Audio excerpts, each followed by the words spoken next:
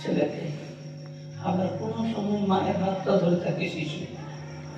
তবে হাতটা যদি মা ধরে থাকে না, তাহলে কিন্তু সহজে যত ভিড় ভাড় হলেও তাকে ছাড়ে না।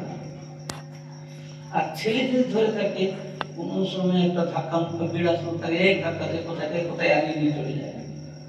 তো এই সংসারের যে ঝঞ্ঝাপাত, সংসার মানে হচ্ছে কি?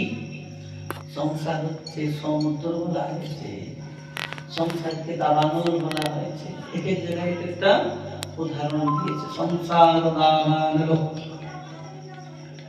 नीडलोक ताराणाय कारुण्यघनत्वं प्राप्तस्य कल्याणगुणान् वस्व वन्दे गुरु श्री चरणारविन्दं।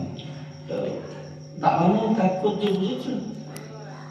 কোনো সময় শুষ্ক কাষ্ঠতে ঘর্ষণ এই যে আগুন যে জন্ম হয়, আগুন যে প্রকটিত হয়, তাকে দাবানো বলে।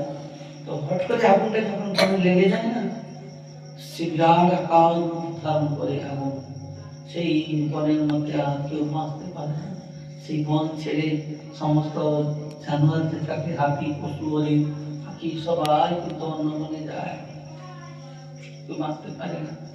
তো তত্ত্ব রয়েছে সংসার। এখানে যত কিছু মানুষ বাঁচতে চাইলেও না, যত কিছু সুন্দর থাকতে চাইলেও মায়ের প্রকৃতি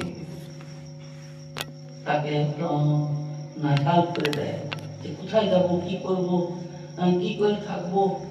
চিন্তা করো না বললেও চিন্তা এসে যায়, যে চিন্তা করবো না, তবুও মানুষের চিন্তায় পড়ে যায়। এটা হলো বনের সঙ্গে উপমা দিয়েছে। আর সংসার সমুদ্র, সংসার সমুদ্র, সমুদ্রতে যেমনি